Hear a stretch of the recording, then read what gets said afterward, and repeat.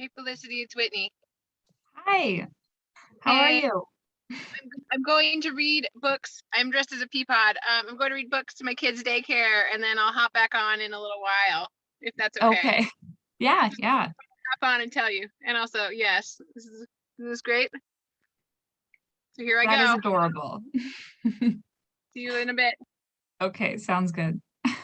We want to hear the stories too. I know. So,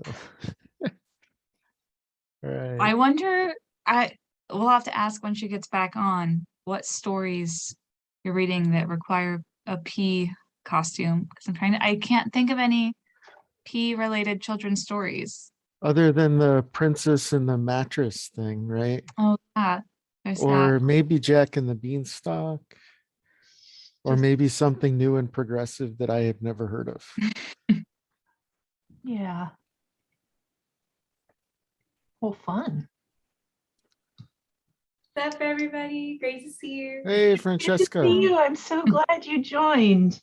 Yeah, definitely. Thank you for having me. How's your day going?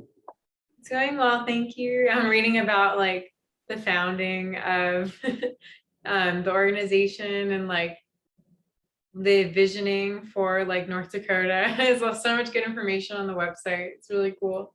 Good. We've been working hard on that, trying to get more messaging up there.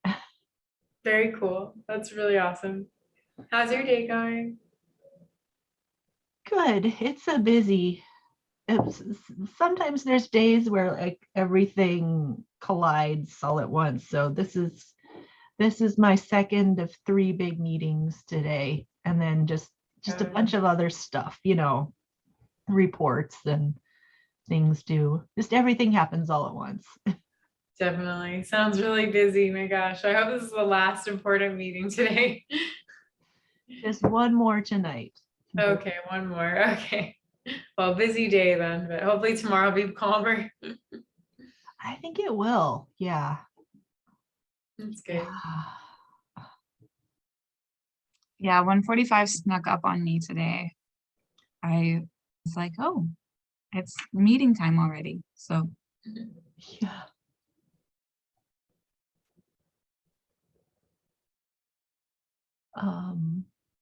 Yeah. How are things going with you, Craig? Is this No, because summer, the way UND does the spring summer, so I don't give finals, right? So I didn't have that last week, but we had our graduates and all those ceremonies, and then the summer semester starts on Monday. So we ended last Thursday, start teaching today. So my grades were due this morning, start teaching tonight, and then it'll take a couple weeks to get my head together, and then this year we're traveling down to Texas at the first 2 weeks of June. So it's one of those, nothing ever slows down. And then we got a lot of really cool stuff. I didn't put any updates in yet because it's but some really cool stuff happening with some projects with Emirado west of Grand Forks. Mhm. And so so a communal garden and some other partnerships with, because the town is interested in and invested in helping their residents, which is hopefully it'll stay that way, and is a much nice is a really nice oh, we're recording, I should watch what I say about Grand Forks leadership. It's a much nicer shift from our business focused city council and money, right? Mhm. Which Grand Forks City Council is more about. At one point, so this would have been 2015, no, 2016, you guys had a sustainability coordinator working for the city of Grand Forks. And I was so impressed that Grand Forks would be so forward thinking as to hire a sustainability coordinator, but I don't know if it lasted. I would suspect if it did, it ended when Bachensky took over.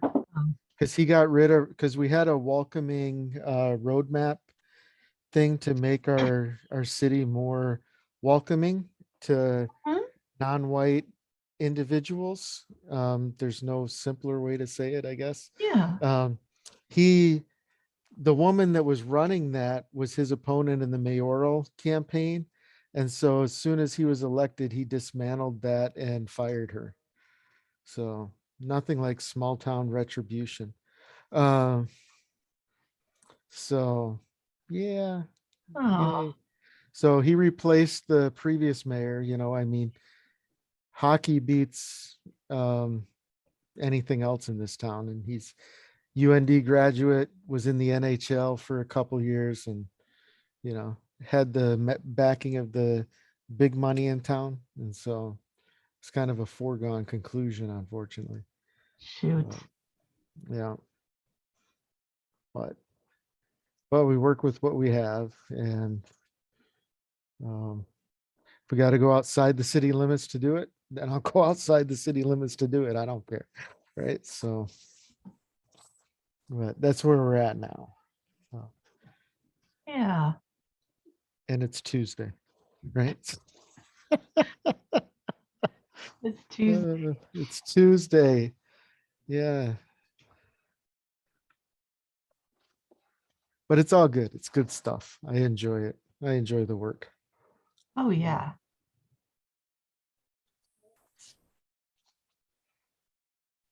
Hello to Bismarcket. Is that Claire? It is. Yay. Yes. Okay. So I'm going to step away, make a coffee. I'll be right back. I meant to turn off my video, not my mic. Okay. Sounds good. We had, oh, go ahead. Oh, no, you go ahead. Oh, I was just gonna say we did our first class, our first intern class last night, and I'm very excited for the season. We have, I think we're gonna have a very fun group, so just, and it was a particularly nice day yesterday, like sunny and beautiful, so it just felt fitting for our first class of the season. Yeah.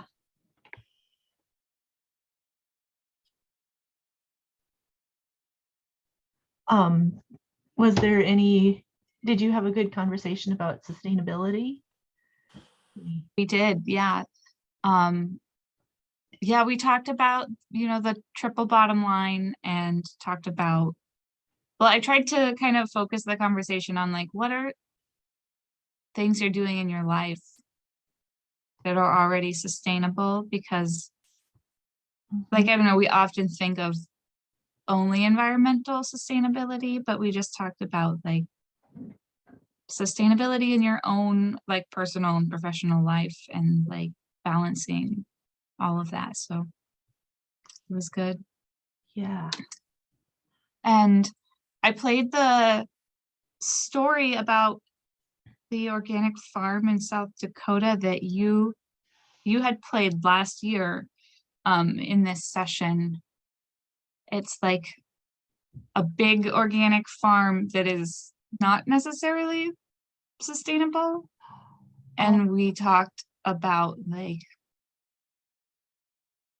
just certain, it's not an all size fits all with certain practices. So we discussed that as well. Yeah. No, I remember it was like serendipitous, like right the day that I was preparing the lesson plan for class that night, there was this news story about this. I think it was a really huge organic grain farm in South Dakota that was having really bad problems with wind and water erosion and topsoil loss. They were relying so heavily on tillage. So yeah, that provided a really great on-ramp for a conversation about like, does organic always equal sustainable? Like what does sustainable really mean? Yeah, so it was a good conversation. Cool. I don't know if everybody's familiar with our Sustainable Ag Internship program that we're talking about. Maybe you want to give a quick elevator. I would say also like, I can talk a little bit about it, but we still have a position in the Bismarck area open, so maybe some people on this call know a young, well, doesn't have to be a young person, a person of any age who's interested in learning about sustainable agriculture. Well, Yeah. on a farm. Our sustainable ag program partners with local farmers across the state and places interns at local farms. The position we have outside of Bismarck is at Forager Farm. And then farms on our side, we do kind of like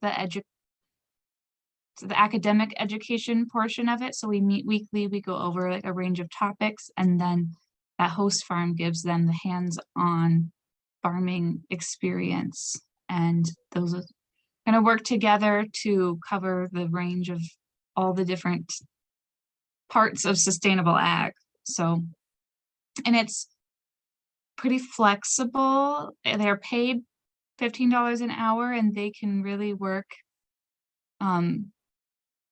anywhere from 1 to 40 hours a week. It is part-time, but most of them end up being about 20 hours per week, but it's flexible. So if you know someone who is interested in working on a farm, please send them my way.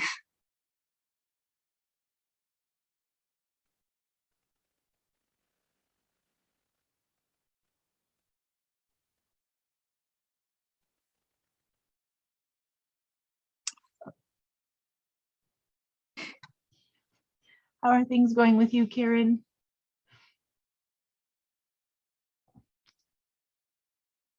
Oh, you're muted too. There I go. Mute. Hello, everyone. Glad to be here this afternoon. Hope you're all doing well.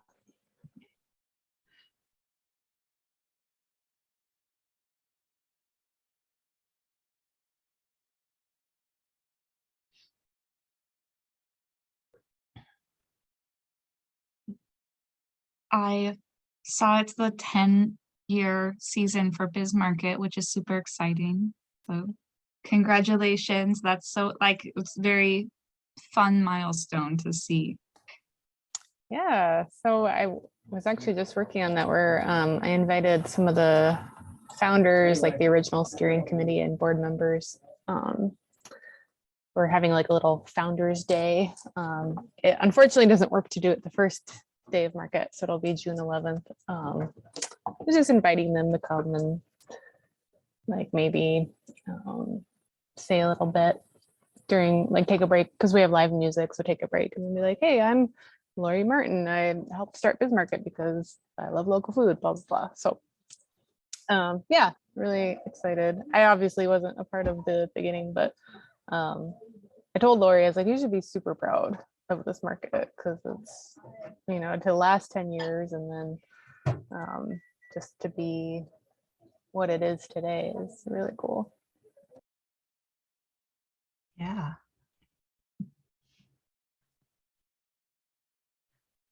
When I took Farm Beginnings in 2013-14, one of our sessions was Lori came and spoke about the founding of Bismarcket.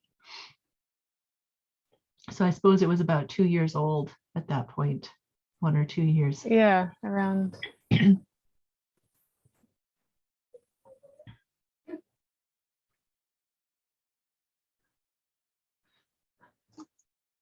Well, it is 2 o'clock, so I think we'll get started and people will filter in as we're doing our welcome and introductions.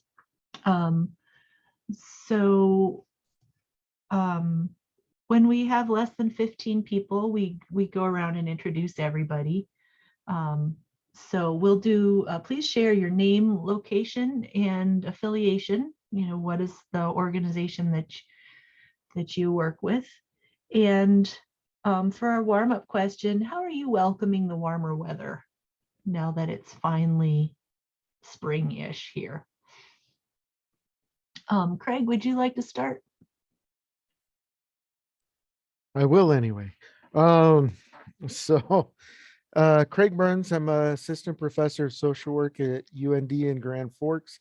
And I help with and work with the community orchard and garden at the Arc Upper Valley here, Wanawota Food Pantry out of Devil's Lake. And then we're creating partnerships to get something started in Emirado here.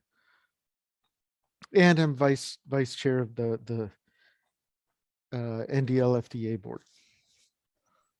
I think that's it. Yep. How are you welcoming the warmer weather? Oh, the warmer weather. I have started wearing shorts to work, so it's all good. Awesome. How about Felicity? Yeah, my name is Felicity Merritt. I'm the program manager at Farms. I live in Fargo and work remotely. Yep, I think I was like, I'm trying. I think that's everything. And welcoming the warmer weather. This weekend, I planted seedlings for a bunch of different herbs in my backyard and mowed the lawn for the first time, even though it was still a little, the ground was still a little squishy, but it needed to be done. We also seeded our lawn with clover. So it was a very patchy grass. And so we put some clover seed in to hopefully help make it, well, I'm a big fan of clover. I can talk about that all day. But anyways, that's not the topic. So yeah, just some yard prep and planting over the weekend. Great. Let's go to Claire next. I love that last comment, Felicity. Somebody called me about duck eggs the other day and I talked their ear off for like 15 minutes about ducks. So I respect where you're at there. Yeah, I'm Claire Lowsuiter, Bismarck Local Foods Coordinator.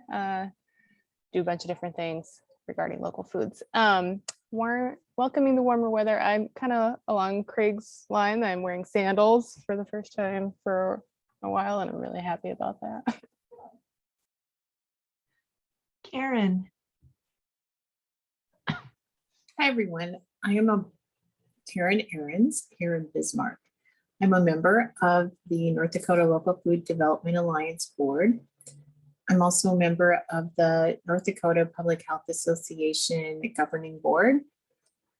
I like to eat local foods, and I am celebrating by pulling ticks off myself and my dog. Yes, the warmth brings the good and the annoying. Anne, are you of it? Okay, there we go. Yep. Hi, Stephanie. Hi, everybody. I'm Ann Olson. We have Hilltop Farms south of Des Lacs, North Dakota, and part of Minot Farmers Market. I'm on the Farmers Market and Growers Association board and local foods coordinator for Strengthen ND. And while we wait to get into the garden, we brought home 3 little pigs. So that's how we've been spending our time lately. So Great. Jill. Hey, good afternoon. I'm Jill Hawkinson. I'm Community Development Specialist with USDA Rural Development. I also assist USDA as the Beginning Farmer Rancher Coordinator for the state. I have to apologize. I don't know what's going on with my camera. Sometimes it's a little wonky and I had just disconnected it from my camera at work. So it works sometimes and I'm getting a new laptop, so that'll be good. But how I'm welcoming the warmer weather, I pulled out all of my outdoor planters and am getting busy putting flowers in them. So, Oh, lovely. Mary Podol.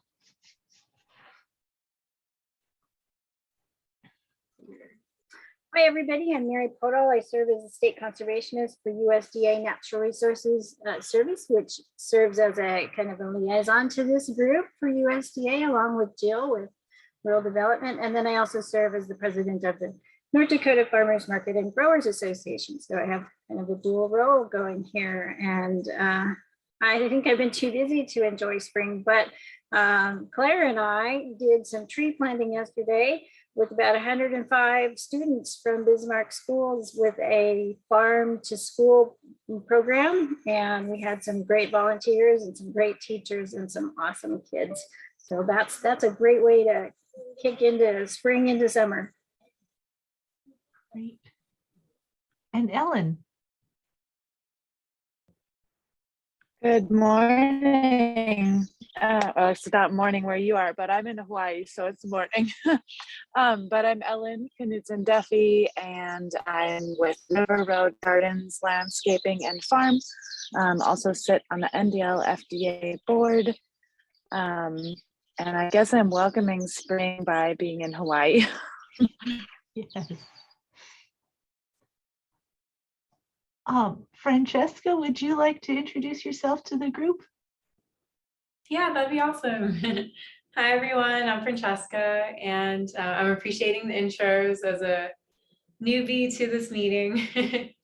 I live in Bismarck, and I applied for an NDL FDA AmeriCorps Vista position recently.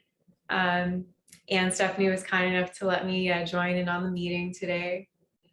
And yeah, I'm appreciating how everybody's like breaking in spring and the pigs. That's amazing.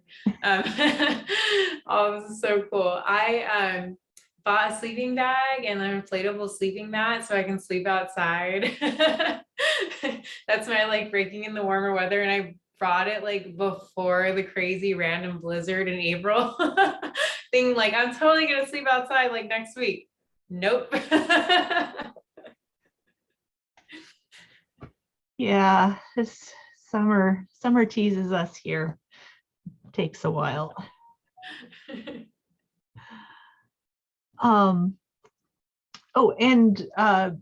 So we are going through the interview process with Francesca, and we haven't finished that process yet, but we wanted her to get a sense for our organization. So we invited her to join us today.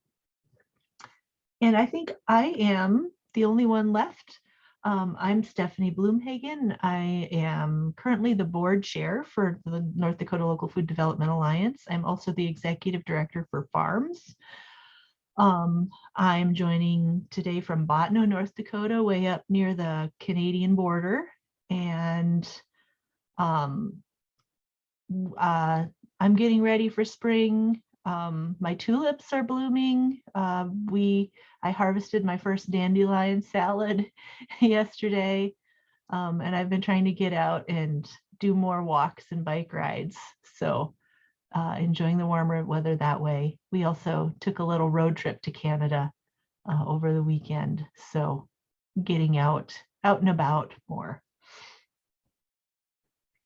Was there anyone else that didn't get a chance to introduce themselves?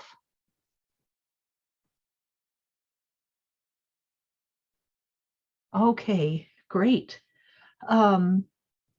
So we've got a full agenda today, so I added in some timings to keep myself on track. I had talked with some of the board members about maybe introducing some learning components to our board meetings.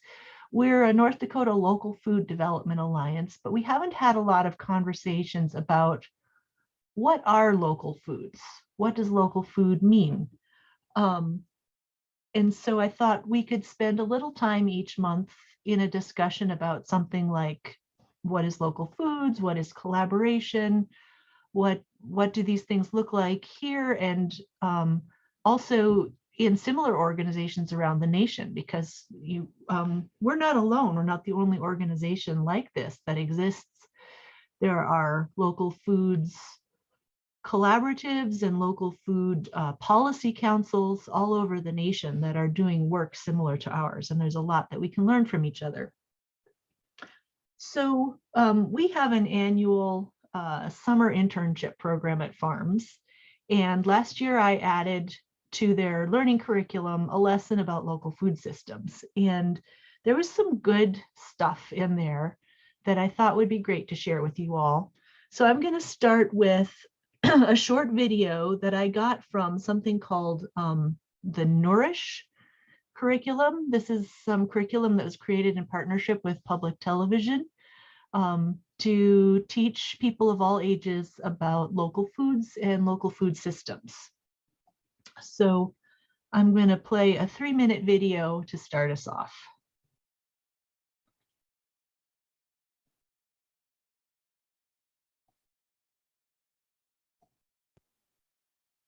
Okay, are you seeing a YouTube screen? Yes. Great.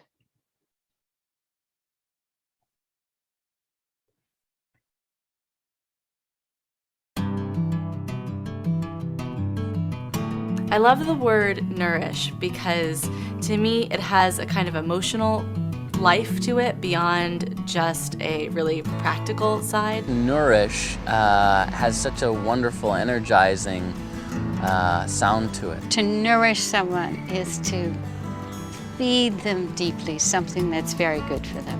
I think about the table that I sit at with my family or friends. That's a joyous thing. You can think about it in terms of your body, like eating food that sustains and supports you. You can also think about it in terms of the land and the community and everyone who helps produce food as well. What nourish means to me, in the really grand sense of the word, is attending to one another in a way that encourages one another to live well. You're nourishing everyone you're interacting with. You're kind of nourishing your whole environment. Your body needs nourishment. But also, if you have a connection with the farm, if you've actually walked on the soil of the farm, it nourishes your soul. When I think about the food that I like to eat and the food that I'm most nourished by, it's food that has a story behind it, it's food that has a face behind it, it's food that I can trust, and it's food that's delicious at the same time. Food is about the family, really. It's not about TV chefs. We're just a sad excuse for mum, dad, granddad, granny. Nourish to me is nourishing food and nourishing your family, nourishing your life. When you eat and you're fulfilled, it physically, it chemically makes you happy. When I focused on just nourishing my body, everything else became so much easier. I mean, food choices became easier, exercising became easier. It was really just about taking care of myself and treating myself sweet. Nourish is a very rich word because it has a kind of literal and a metaphorical sense to it. You know, we literally nourish ourselves with food.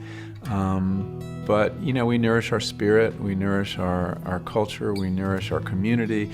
You can feed things in many, many different ways.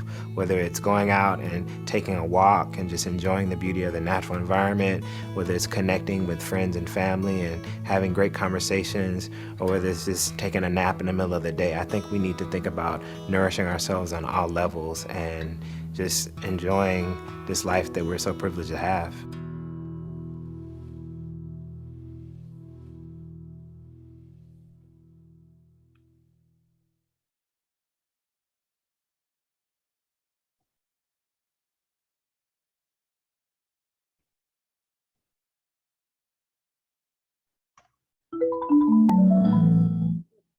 Okay. So you got to hear from some longtime leaders of the global and national local foods movement in that video as well. Anne Lappy, who is the daughter of Francis Moore Lappy, who wrote Diet for a Small Planet, Jamie Oliver, Michael Pollan, who's written many books about local food and good food, and many others. And I guess any reactions to the video?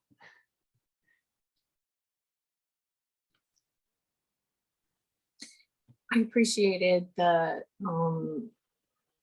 that it was calming to listen to me. I've thought about words like that for a long time. When people talk about providing food for people, like a lot of people use the word feed, like feed our kids or feed someone, but I also think that we feed our animals. So I like to use the word nourish when we talk about providing foods for people. Yeah. Any other comments?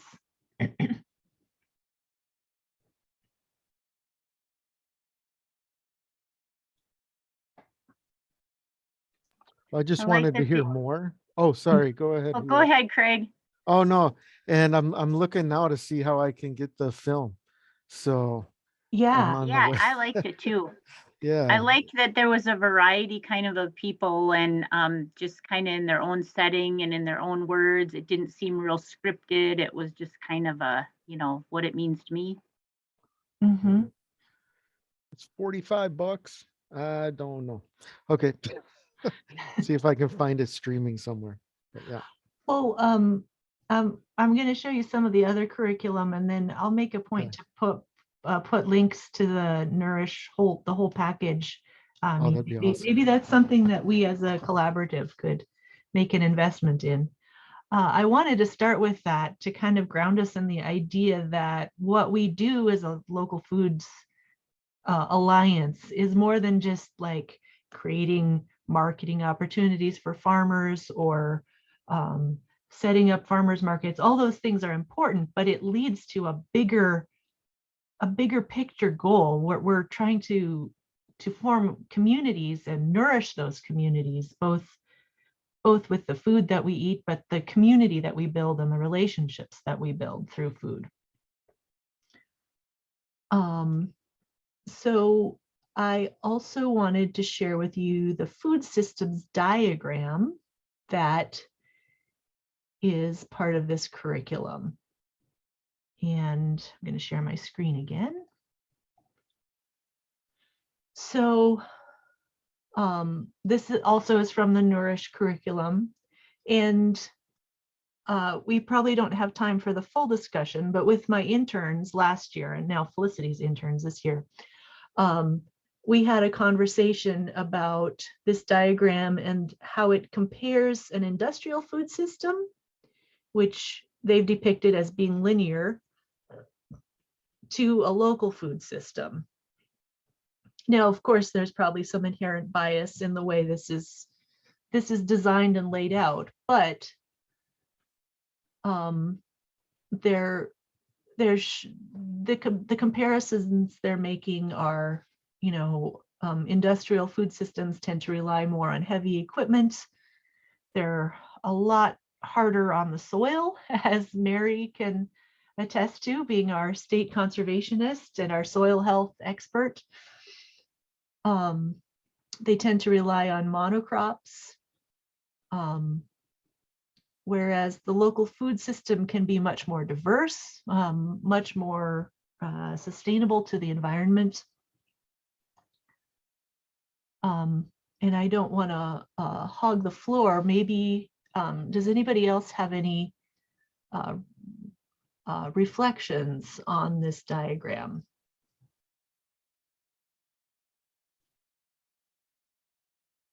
And I can't see you right now, so. I also think of right away, like the industrial food system and the local food system aren't necessarily two separate things. The local food system, I would say, is a part of the food system generally, like those are both, in my mind, I see them kind of overlapping, but I do like that they, in the local food system, do represent it more as this cyclical nature. And I think that brings in kind of like what they were talking about in the video too, like the everything being connected to something else. So those are my thoughts looking at this. And I agree, just because they've chosen to lay this document out like this, the industrial food system and the local food system don't necessarily have to be mutually exclusive, especially up here in the far north when we can only produce local food for a portion of the year. So we can't completely write off the produce that's brought in from warmer states and isn't local, for example. I also try to emphasize to the interns and farm beginning students that sustainability isn't an end goal, it's a journey. It's like making one more step. Like you may not ever get it perfect, but if you can, plant one more field to a cover crop, or add a little bit more diversity to your diet, or recycle a bit more, or compost a bit more. It's just about making many changes within the system. So Stephanie, could you go to the second one? Because I wanted to make an observation. So I think one thing with the local food system too is there's multiple pathways, right? It's not just this single method, because you can go from growing to harvesting to retailing, growing to eating, growing, harvesting to eating. So there's a lot of different paths that can be integrated into that system. So it's not just a simple one cycle, right? There's so many different so much nuance that can be part of it, which makes it complicated and complex, but also makes, is more exciting for me. Absolutely. I think also what you're getting toward is the fact that the local food systems tend to be decentralized. So there's many different ways that food can get from the producer to the consumer. Whereas during COVID, we discovered that some of our centralized food systems broke down quickly. For example, when COVID hit some of the large meat packing plants, if all the meat has to go through that packing plant before it can get to the customers, and that link of the chain breaks down, the whole system fails. But if it's decentralized and there's other ways, other avenues, the system's more resilient. And we see that right now with the baby formula thing, right? Yeah. So prime example. And I think that decentralization can increase security as well, if in a way increase food security for individuals, because as you mentioned, it decentralizes it from one or two plants, or this one plant in Michigan that makes nearly all the baby formula for the US. Absolutely. I also wanted to take a look at this food system map that I love, because it shows how complex and interconnected the system is. It's not just about food and farming. It also touches on our social systems, our political systems, our health systems, our biological systems, and our economic systems. All of it. Any observations about this one? I like on both or all three of the graphics that interconnectivity is shown, as Felicity said, circular systems, and that the connectivity is shown. Just on those first two, from a food service perspective, they didn't include anywhere in there about places that prepare food for others. All the institutions in our communities, like schools, hospitals, long-term care facilities, prisons and jails, and also restaurants, because right now people spend half of their food dollar on food purchased away from home and about half on food at home. So from a food service perspective, I thought that was missing. And then also, I think that first map is very siloed, like parts of the foods, and I wouldn't even necessarily call it a system because it doesn't seem like there's attention paid to how what you're doing impacts the other parts of the system. But if there's planning and we can envision how the set of actions that we take part in impacts another part of the system, it's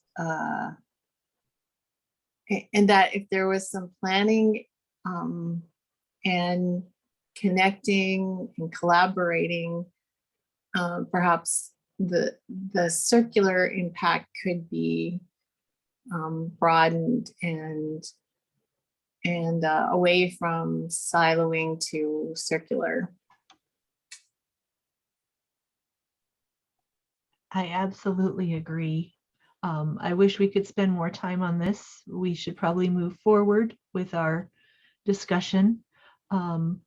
But I do have my lesson plan is linked in the agenda, and then I will, which my lesson plan has links to the Nourish curriculum, but I will also post some information about that on our member resources page on our website. So I also wanted to spend some time talking about our mission and vision here.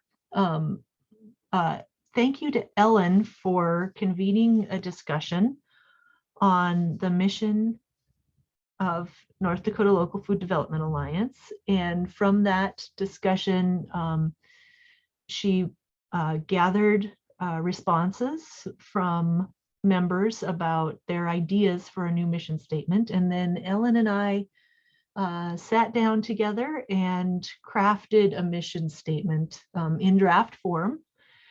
So based on some resources that Jody Bruns shared with us at our after our strategic planning session, mission statements should briefly state what we do and who or what we do it for. So here's the statement that we created. NDLFDA brings together local food advocates, producers, and consumers to co-create resilient local food systems, resulting in equitable, healthy communities.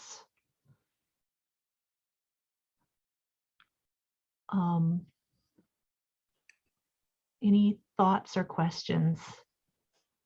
I'm a visual person. Can you please bring that up to where we can read it? Thanks. Absolutely.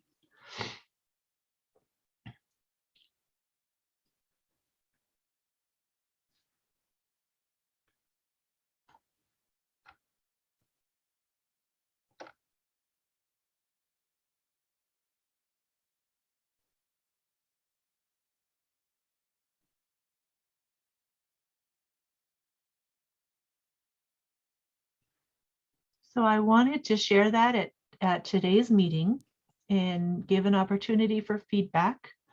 I'll also provide an opportunity for feedback via email. And then we have a NDLFDA Board of Directors meeting on the last Friday of this month. And so we will take the mission statement to the Board of Directors for final approval at that time.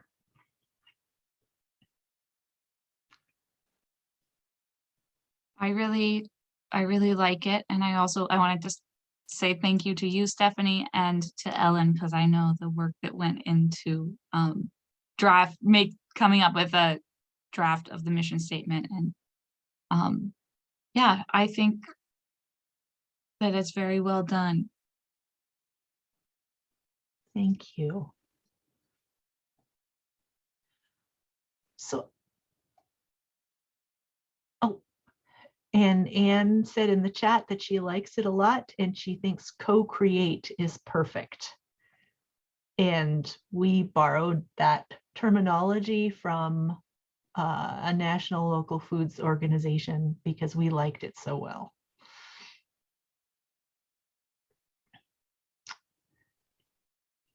Karen suggested considering replacing consumer with eater.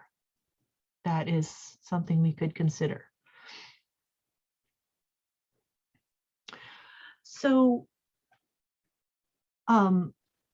most of the other organizations I looked at have a mission statement that is that concise statement summarizing who you are and what you do for whom or what. And then there's a vision. What do you hope will result from that mission? So the vision is like not necessarily what the situation is today, but what do we dream it could be? What do we want for our community? And then they often would go into more detail underneath the mission and vision. So there's an opportunity to flesh that out, talk about here are the specific steps we take or the programs we offer. But today I wanted to break up into breakout rooms of 2 or 3, and I'm hoping that Felicity can help me with the breakout rooms. Oh, you're not a co-host. Now you are. So I want you to spend, let's say 4 minutes in your breakout room discussing what is our big dream? What would resilient local food systems and equitable, healthy communities look like? Do you want a timer on these rooms, Stephanie? Yes, See how I can set number of minutes and then like the countdown after. can't remember. Does it do like 4 minutes and then give you like a 30-second countdown? Yeah, so it has a 60-second countdown, so we could do 4 minutes. And then it'll give you 60 more seconds after that. So a total of. Let's do that. I think these hours result in conversation, and even 5 minutes probably won't be enough. And farmer is inclusive to ranchers. It gets to be a mouthful to say farmers, ranchers, local food businesses, value added producers. So we just say farmers. Okay. I have them, they'll randomly assign, and then Stephanie and I didn't put us in it, but we could join any of them. So perfect. If you're ready, I can open them. Is everybody ready? Any questions before we start? Okay. Okay, I will put the prompt in the chat.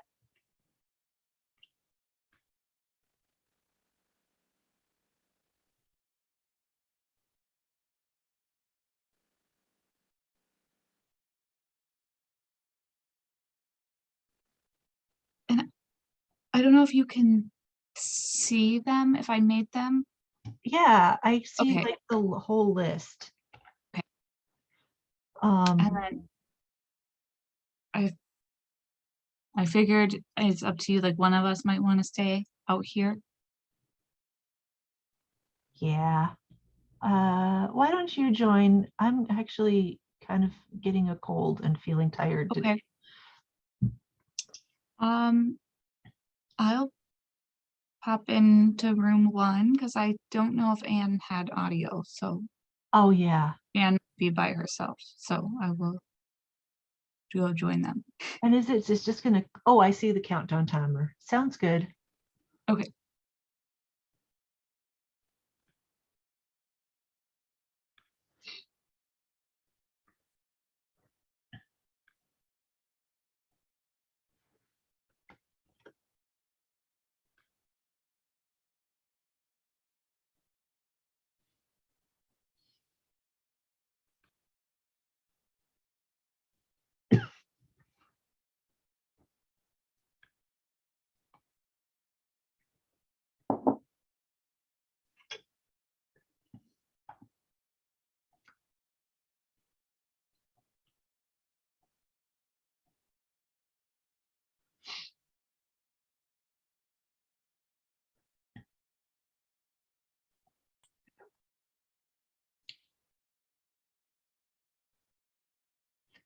Hi, Whitney.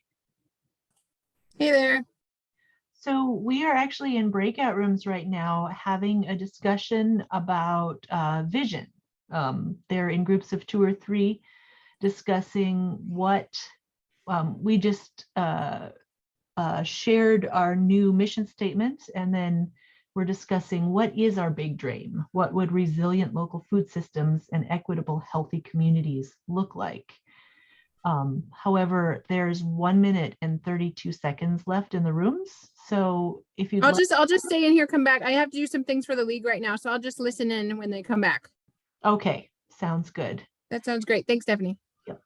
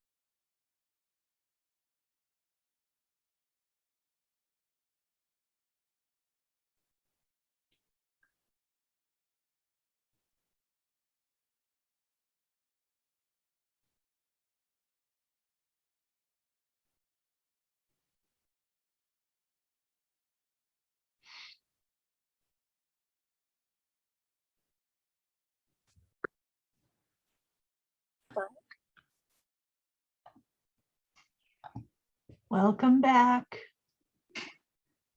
We needed more time, Stephanie. I know. Yeah. There's never enough time. That's why Right. I love breakout rooms. It's where the good discussion happens. Well, what I wanted to do next was to just share out what you discussed. And I've got, I'm going to take notes in the same document that Ellen and I were working from. And I've posted that in the chat if anyone wants to follow along. Yeah. So I don't want to put Francesca on the spot, but she got cut off when she was talking about, we started talking about that word nourish. And so Francesca, if you're comfortable talking about that and then finishing the thought that you were articulating before we got cut off, but no pressure. It's all good. I appreciate it. Not spotlighting me. No, thank you. Yeah, I was just saying I really value the word nourish that was used in the last video. And I had a friend who also spoke highly of that word. So it was a pleasant surprise to see it. And I was just thinking it could be cool to have it in the mission statement, helping nourish North Dakota communities. It's just such a powerful idea. For me, it makes me think of healing and health. I think so much of a lot of the food that we have available at grocery stores is not the most healthy. A lot of us suffer from mental health and other health issues, and thinking about local food and its impact on our health combined with the word nourish, I think could be really striking. I also shared with Craig, that I think it would be really cool to have food delivered to people that's local. That was something that was available in Los Angeles for people on food stamps who aren't necessarily able to get to farmers markets. They would just deliver like a whole bag of food. Usually just like fresh vegetables that there was just like a large quantity of. They would ask if we wanted milk, and that was really awesome. So Thank you. It sounds welcome. good to Yeah. get And I perspective don't, from other oh, sorry, and I don't want us to monopolize the conversation, but related to the mental health too, because I know, I think it was last summer, the summer before, there was a series of trainings on farmer suicides focused on North Dakota in this area. And so, and then we were talking, because, you know, Francesca was in LA, we were talking about Ron Finley. If you don't know him, the guerrilla gardener, or the gangster gardener, he calls himself. But the mental health aspects, not just for the individuals, but for the communities in gardening and sharing in that nourishing community, and how we play a part of that. And then distribution, we always come back to how to get the food to people, right, who need it. And so now I will be quiet so others can share. No problem. And Felicity, if you could help me take notes or just like keep an eye on that, I feel like I'm missing some things. So,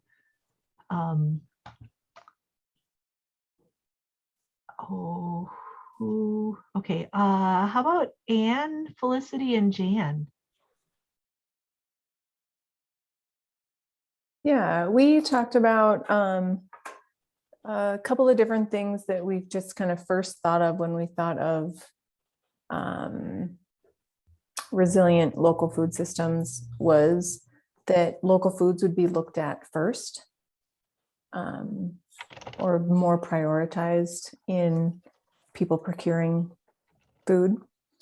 We also, which kind of goes along to like normalizing local foods as a way to sustain North Dakotan residents. And then a way to, or, you know, hoping and crossing our fingers that barriers can be minimized in regard to like statewide distribution, aggregation, packing, processing, those sorts of things. Yeah, we talked a little bit about also the prompt about what does an equitable food system look like, and how if you are knowledgeable about local food systems, if you are connected with local farmers and producers and local food advocates, you can do quite well eating locally in North Dakota. But if you don't, then there's a lot of barriers, and a lot of people wouldn't necessarily know where to start. So like having those options in stores and in communities for people to be able to not have to jump through hoops to find local food. And one other thing we mentioned was equitable in the way of having opportunities for people who are underrepresented and underserved being part of the farming and production community too.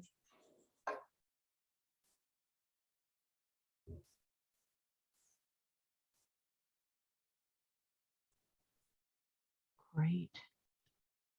How about Ellen and Mary?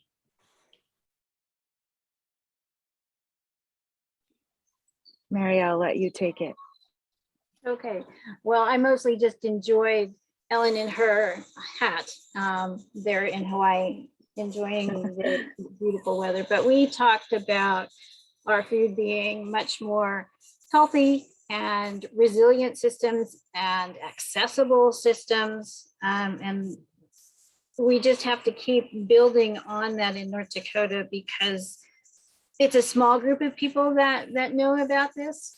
I think, and although we didn't talk about this part, we just need to make sure how well known it is that we have fresh local foods, vegetables, fruits, meats, almost all across the state. And we just have to keep working on finding ways to help our producers, our farmers and ranchers be economically sound and build some economic systems for others, small entrepreneurs doing small things.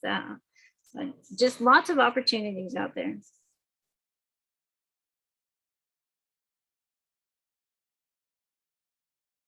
Felicity, could you guide the final? So yeah, trying to type. Yeah, so one more breakout room. Yes, Claire and Jill and I were in a breakout room. And I sent some notes to Stephanie's email so you could have them. When it came to resilient local food systems, we talked about food supply that can withstand interruptions. And there's more than one place to get a food from.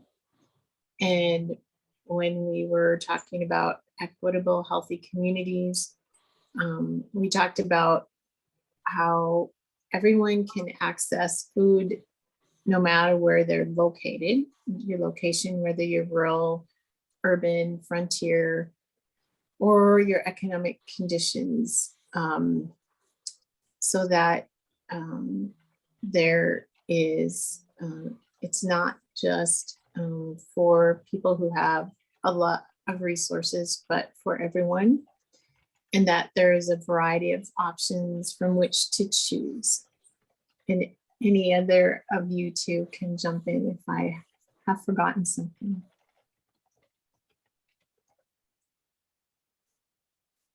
Good job, Karen.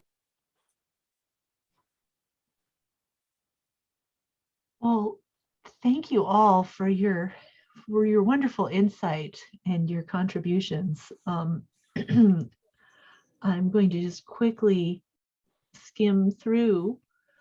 We talked about the word nourish and how much meaning that brings, and how food systems and local food contribute to not just our physical health, but our mental and emotional health, the health of our communities, well-being.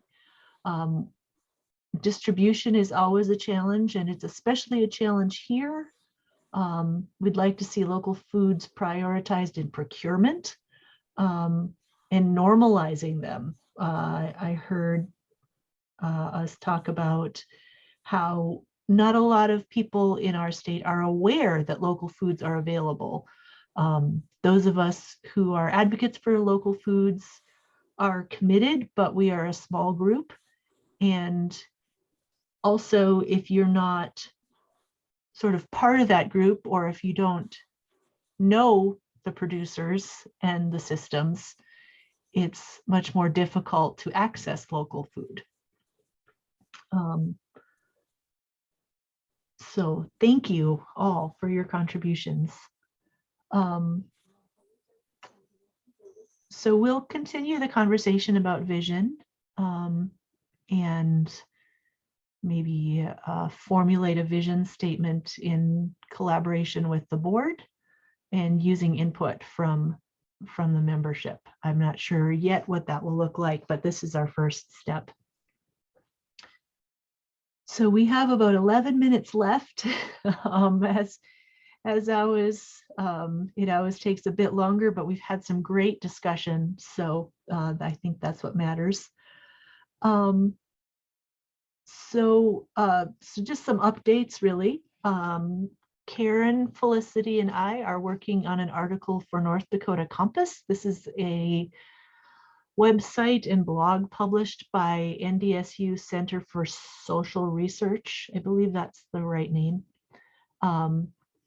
And so we will be submitting that this week, and they will publish it in their June edition. This will just be an article talking about who NDLFDA is and what we do, and also why local foods matter. It's an opportunity to do some of that education on a statewide scale. I also wanted to share an update on farm to school efforts. So those of us that were part of farm to school train the trainer session, plus others with an interest in farm to school and who are advocates for farm to school, met on April 26th for a discussion. Just there's been a lot of movement around farm to school, resulting from last fall's supply chain shortages, and then the beef to school, and we've held some trainings. So we just wanted to see where everyone was at. I think, so you can view the notes there. There's a link to them in the agenda. What really came out of that discussion is that the purchasing systems for schools are complex. Although it is not impossible, it's doable for schools to purchase local food, but they're not always aware of that. And they are navigating some complex systems. And so that does create some challenges when farmers approach local schools. Also, what we became aware of was that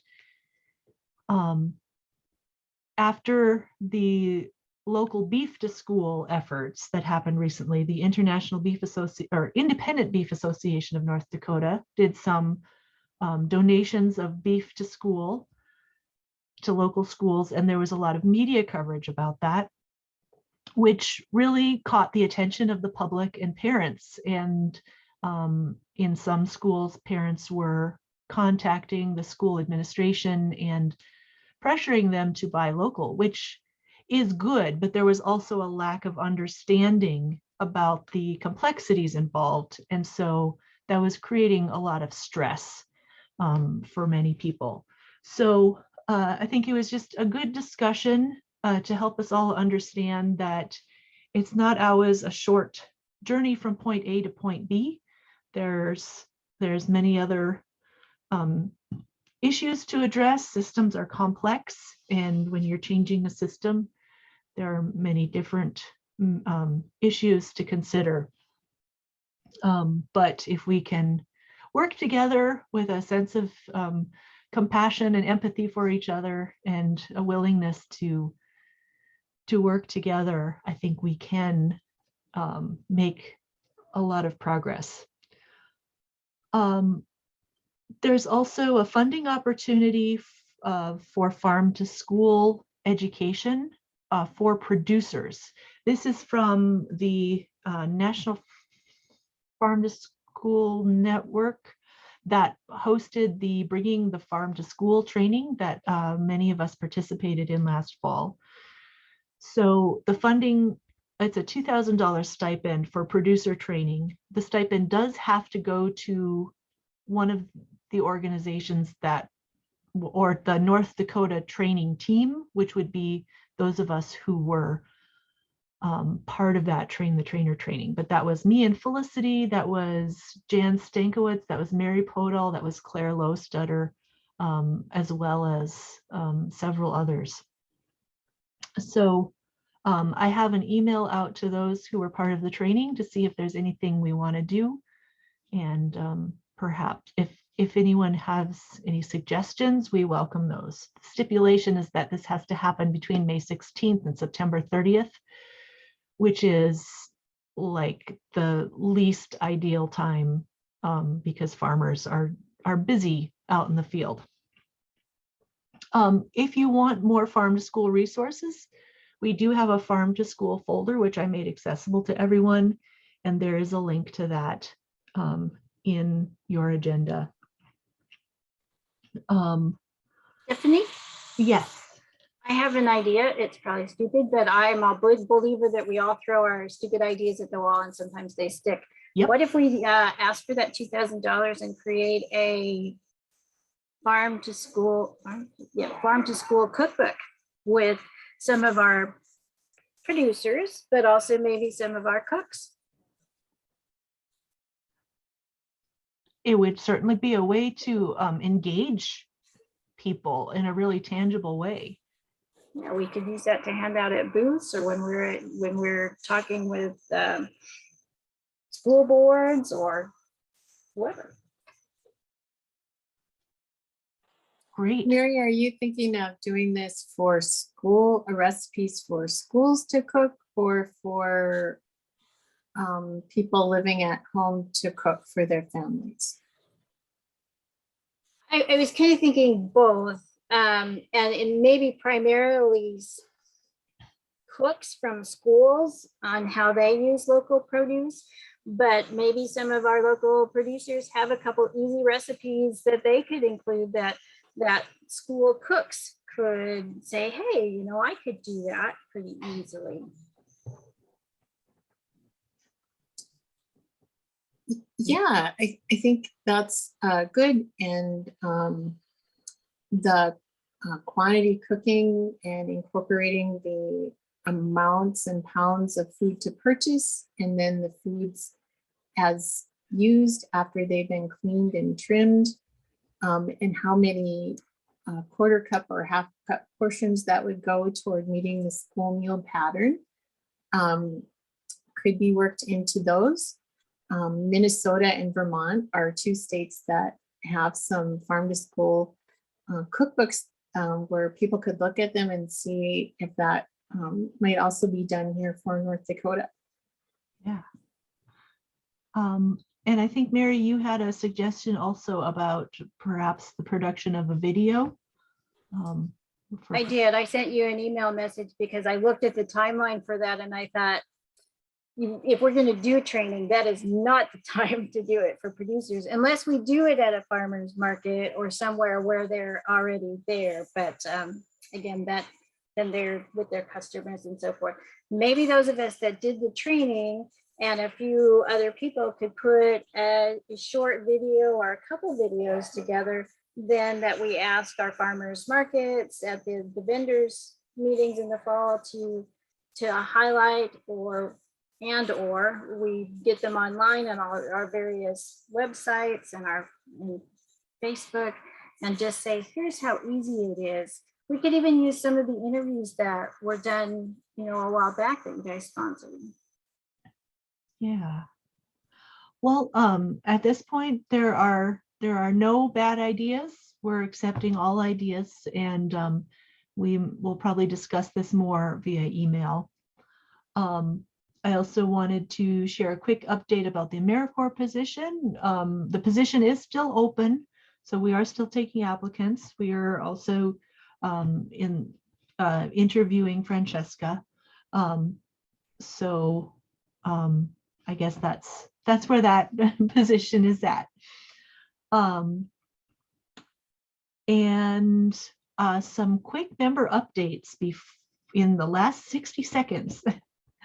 Thank you to Claire for posting some updates about BizMarket. So BizMarket is celebrating their 10th season. Congratulations. That's a great milestone. And then the Bismarck Parks and Rec Community Orchard is looking for volunteers to adopt a row by visiting around 3 times a month for weeding, watering, and mulching. There's also, I shared some resources from a regional and national local food systems response to COVID webinar series. You can view recordings of the webinars. It's just really rich with resources and connections to local foods leaders all over the nation. So I encourage you to take a moment to look through that, or watch one of the webinars. And then Farms is offering a grant to farmers to honor the memory of Holly Rose Mobby. Most of you knew Holly, and she was a leader in our local food systems, and she passed away about a year ago in April. And so we just wanted to honor her memory and keep doing the good work that she was doing. And so Farms is offering a grant up to $500 for local food producers, and the funds can be used for costs associated with production. So the link to the application and more information is in the member resources page. Any other updates? We have 3 open positions for interns, 1 in the Bismarck area and 2 in the Fargo area. One of them is at Exit 44 Flowers, which is a sustainable flower farm, and one of them is with the NDSU High Value Crop Project, which does a whole range of different fruits and vegetables. So they are open right now until we get them filled, and very flexible hours. So please let anyone that you know send them my way, because we do have those 3 positions open. Absolutely. And if you have any other updates, please don't hesitate to go to our member updates page on our website. And if you're not already signed up, click this little icon up here that will say sign in, or actually click join to create a login and password, and then you can sign in and it'll say create over here once you're signed in, and you can post an update. You can also see the updates that others have posted. Thank you all for your time today and for your contributions and great conversation. We appreciate all of you, and we hope you have a great week.